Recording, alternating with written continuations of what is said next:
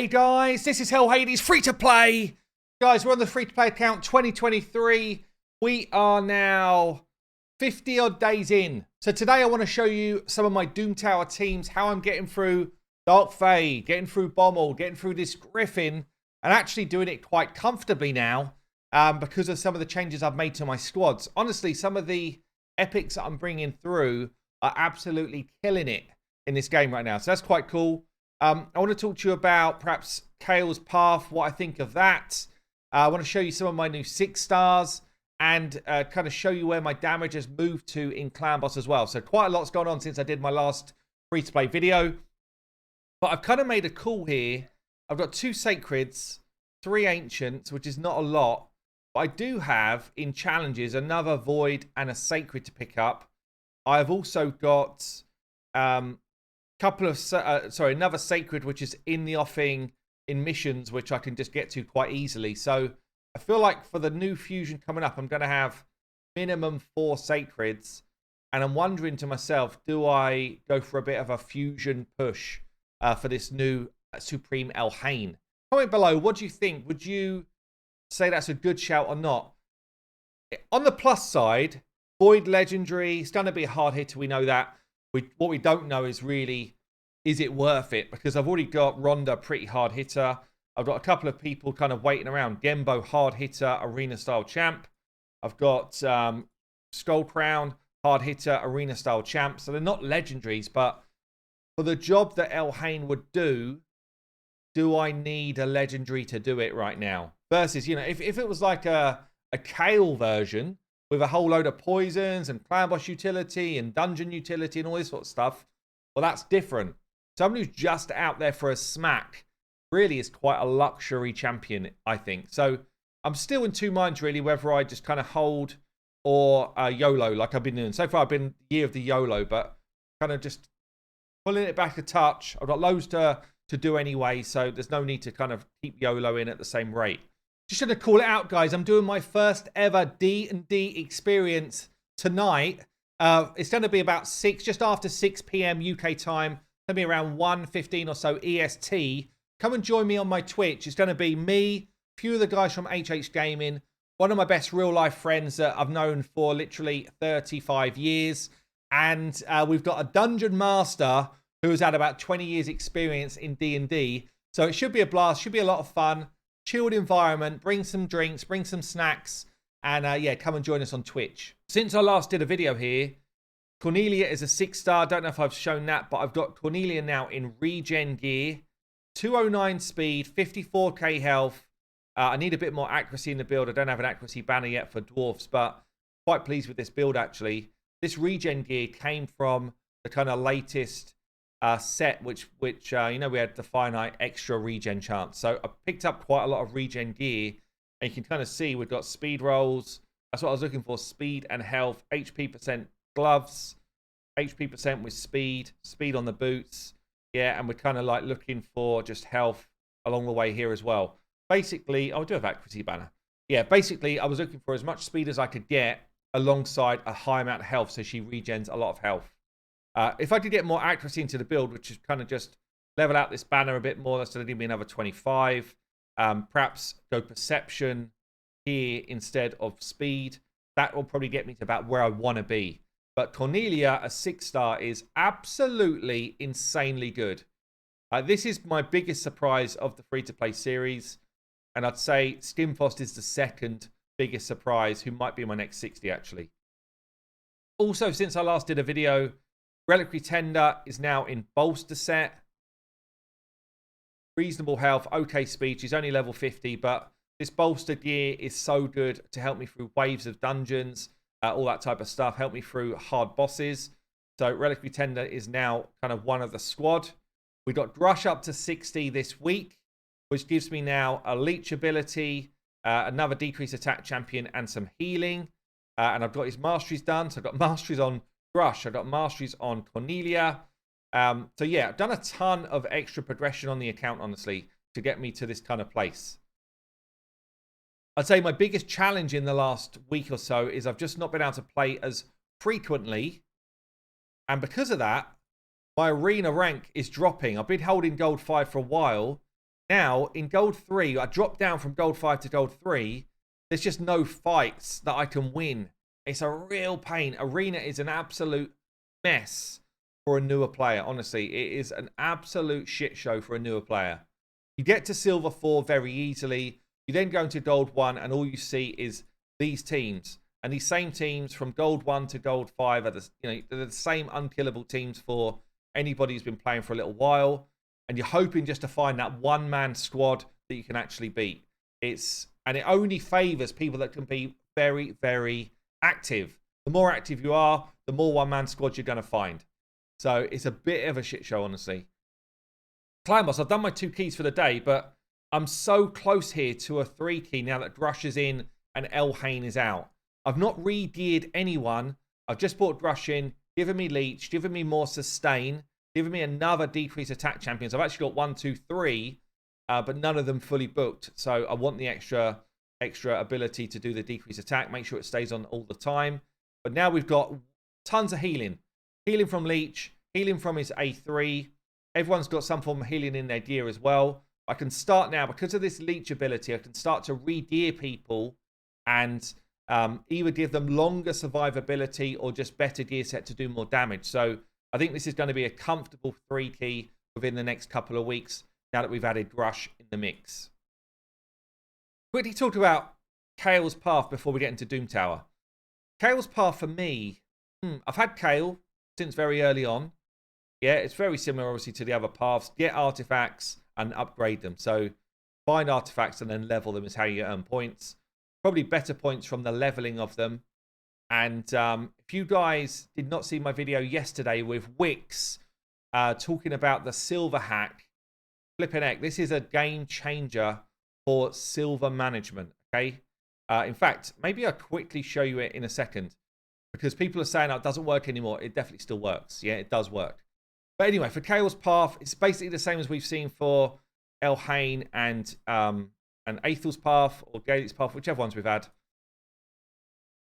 I don't know. It's very early game focused. But even me, on this free-to-play 50 days in, I've already got 2-star Kael, yeah, for blessings.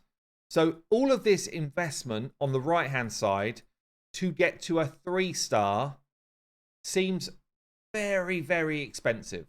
Yeah, because the other stuff in between is low value.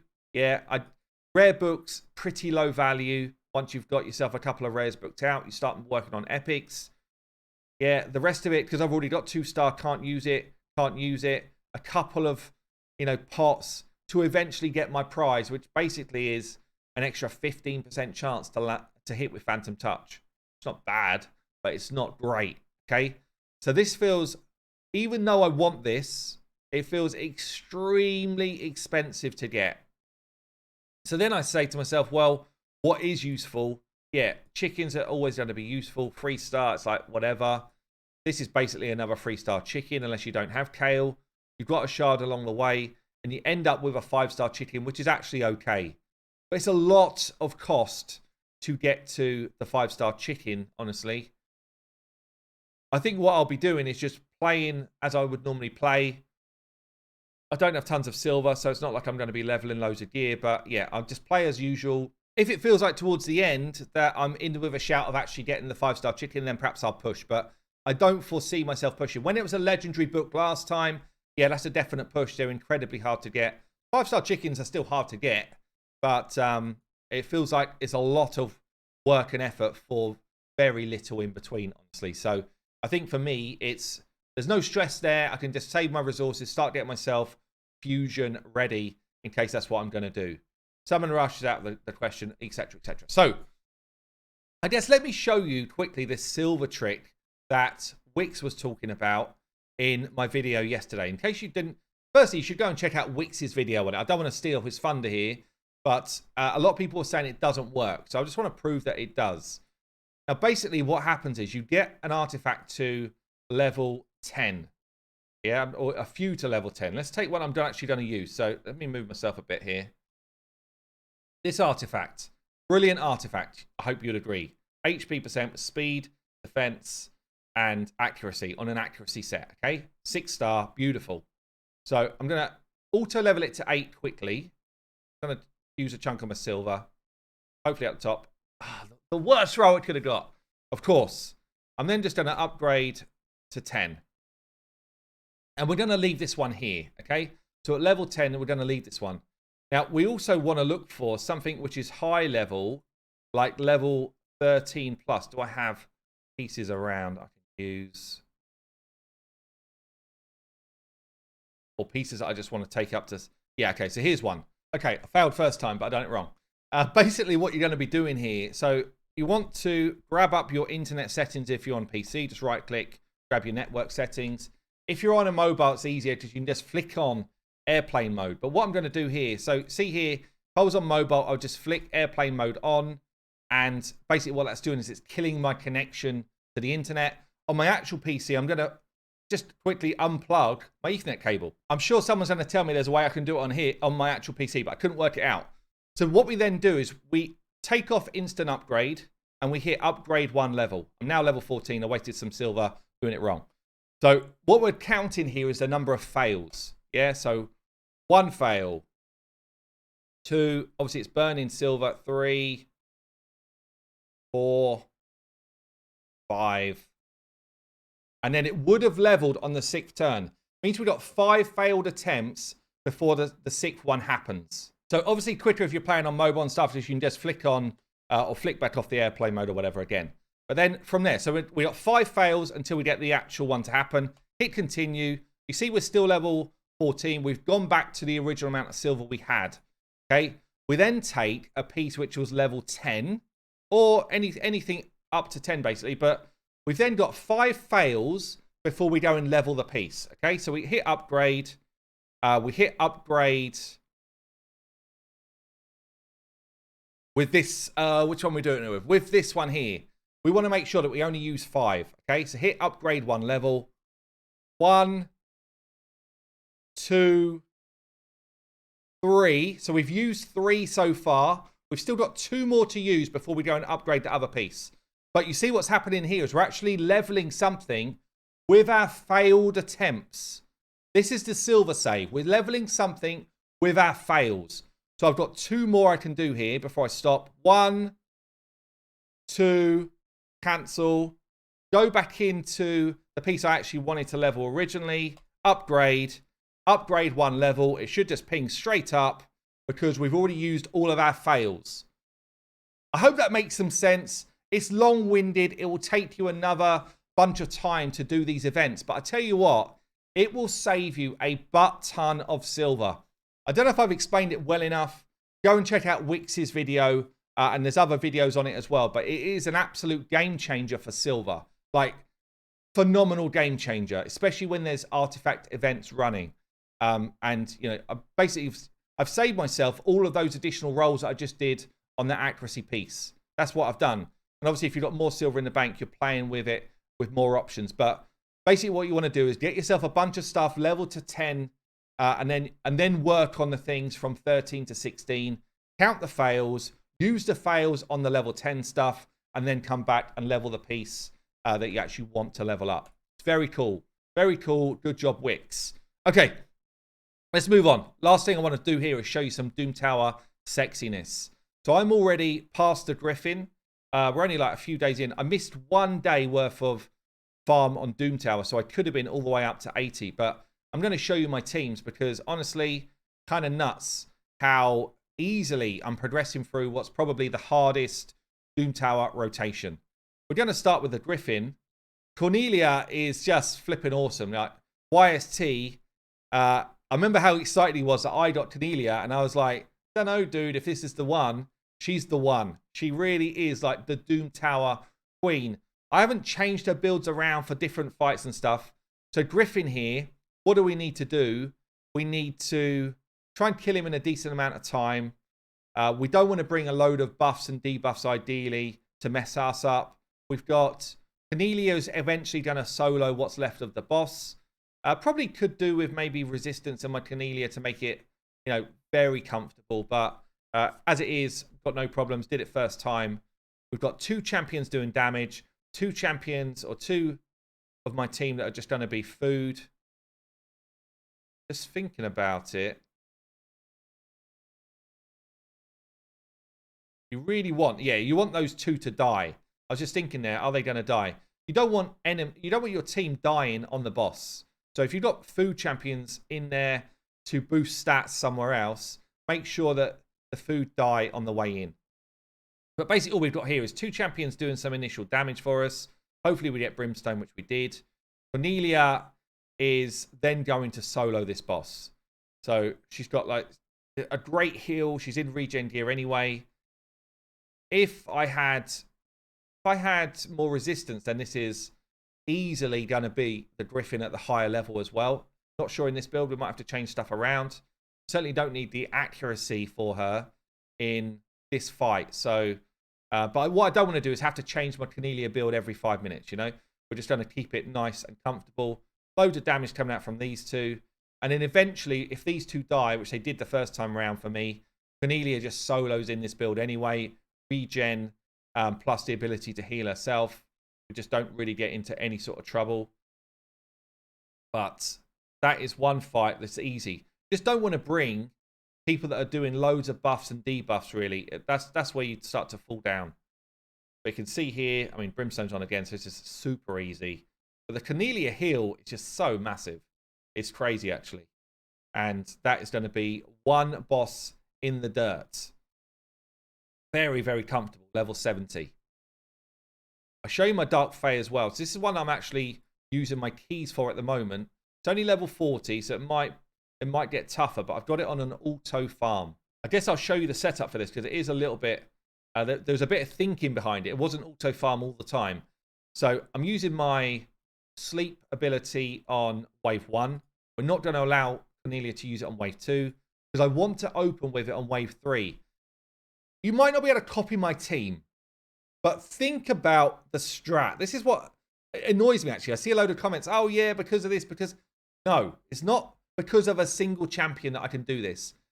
It's because I understand the concept, okay? And the concept here is control your enemy team. When Dark FAE spawns you need somebody that can do some control so that they're not nailing you, okay? That's the main part of this. Control them, then nail them, and then have enough to deal with the boss. Ideally, when you get higher, you need enough turn meter control. But at this point, it's just, you know, at the earlier levels, it's not even that you need that much turn meter control. You've got to be able to nail your version of the team. So the most important thing about all of my team here is that I've got somebody controlling me, yeah, when I get to it. And that's Cornelia. It could be your Kael. It could be someone who does an AoE stun. It could be someone who does AoE freeze. Whatever, it doesn't matter, but that needs to happen straight away. It could be the freeze into a Dark Elhain smack. Yeah, there's lots of different tactics for it, but ultimately, you need to nail your team as quick as you can. Other than that, we just got damage. So I'm turning off the big hits for Elhain, Kael, etc., Rhonda on wave 2 so that we can do the AoE hits on wave 3. Same with Stag. It's like, don't use your decrease attack and defense ability on wave 1 and 2 because I need you to use it on wave 3. The absolute ideal here is that Cornelia is faster than others. I'd rather Cornelia was my fastest champion in the squad. I think she's my second fastest. I could change it. I could probably glyph the difference, but again, just so you can see what I actually did, I'll show you. Doesn't mean it's perfection right now because I'm not spending tons of silver re-gearing people all the time. It's just too costly as a free-to-play to do that. But what we do here is we just nail the waves. The waves are very, very easy at this sort of level. Maybe they get harder a bit further on. I'm not sure, really. I don't think waves often are that hard on bosses, maybe with the exception of Bommal. So, you know, save your main skills. Yeah, just think to yourself, what do I need for the boss? Make sure you've got it back by the boss. You can see here, we're just kind of like cruising through. I even should turn off Kael's A2 there. That's a mistake. Kael using A2 there is actually a mistake. It just means that he's less likely to have it back when I need to nail my version of the team. But then got to my team, drop defense wherever I can. Control, sleep everyone, see this? Nail my team. Not quite done it, but we're pretty much there. Keep nailing the team, guys. try and get myself back away. It's all auto because I want it to be an auto farm. This is the one I actually want to farm. So once you've nailed your team, it's then a case of beat up the boss. Ideally, you have things like decreased speed, you have turn meter control, but the most important part is control you, then nail you, then turn meter control and decrease speed this boss, and you'll be able to do it. Yeah, so it's not quite as hard as perhaps people think it is to do. Just got to understand the tactics of it. Same with all these Doom Tower bosses, really. When it comes to the Scarab boss, so Scarab, again, it ends up being Cornelia versus the boss. Yeah, for me. But if you've got Blood Shield, so I had Blood Shield on Sepulchre. First time round, I didn't have Cornelia ready yet in regen. First time round at the lower level, it ended up being Sepulchre versus the boss because she had Blood Shield. Whoever you've got Blood Shield accessories for, there's a 60 that can get War Master procs away. That's an option. If you've got someone who does consistent poisoning, that's an option. Yeah. So if I was like min-maxing here, Cornelia in Toxic Gear is the way to go. She's got a good self-heal, all of that stuff. But yeah, basically this is what I did. If you want to do a faster team, this is not fast. This is extremely slow. In fact, can you see my time somewhere? Perhaps you can't. Oh yeah, here you go. 17 minutes. It's really slow. I just wanted to get past it. Yeah, but if you want to speed it up, then you need destroy gear, or you need somebody who's going to destroy enemy max HP with an ability. Yeah, so he breaks his shield. But for my team here in particular, I didn't do that. I'm not even going to show you it's so slow. It was basically just Cornelia, slow-mo, regen in health, whilst doing War Master procs. Slow and steady. I went out for lunch. I went for a jog around the block. I went to see my neighbour. Went to talk about a project. Came back and she'd nearly finished. That's basically what we did with Scarab. Last one then is Bommal. This was quite slow as well, honestly. Bommal was probably the toughest of them all. Again, it ended up just being Cornelia versus the boss for me. So I don't have a Master Butcher. Master Butcher's a good option. I don't have Geo. Geo's a fantastic option. If you've got Burundiri, he can solo. Lady Annabelle can solo. There's a whole bunch of solo champions. Cornelia's one of them. Obviously, I use what I've got. We blast our way through the waves. I've got the rest of the team in here ready to do some damage up front, but they will eventually all die, and then it's just Cornelia versus the boss. Cool thing about Cornelia is I can make it was manual. It is a manual fight. I can make her heal just before one of the bombs goes off. That's the kind of main thing here. Nobody in my team has got the mastery which drops turn meter. That's important as well. Otherwise, you're just going to get tons of bombs coming at you, and you're going to do a load of damage to you. You can bring in block damage to deal with those bombs, but you need to time it right. So I can just auto for now. It's not until really we get to the point where the bombs are dropped and we're in a bit of trouble that we need to watch out. Bolster set's kind of good because you can't get rid of that shield, but you can get rid of the heal she's just done there. So that's actually put me in a bit of bother. What I need to make sure, actually, Cornelia's stunned here, which is not ideal. Cornelia, don't be dead. Oh, she's stunned again. This is why bringing other champions can be a bit dodgy. Okay, we've got away with it. Bringing other champions can be dodgy because you can take the stun. I don't have enough resist here. So we're just going to grab a heal. We've got a really low cooldown on a heal. And then basically, you would turn off. I think I've got it turned off anyway. Turn off the A2, and you just A1 in, A1 in. When these bombs get to over half turn meter, like now, I throw the heal on. One bomb will pop. Oh, it actually happened a little bit too soon. I nearly died, but it was still so comfortable. I think it probably is full auto, honestly, but I didn't want to keep having to do it, so I manualed it. Let's try that again. So we see it was actually tight. I need to say one more turn, do I? Nah, I don't think so. Bomb pops. Heals me. Oh no, I am doing it too early. Okay, we're in rhythm. We're in a rhythm. We know what's going on. Let's just heal anyway.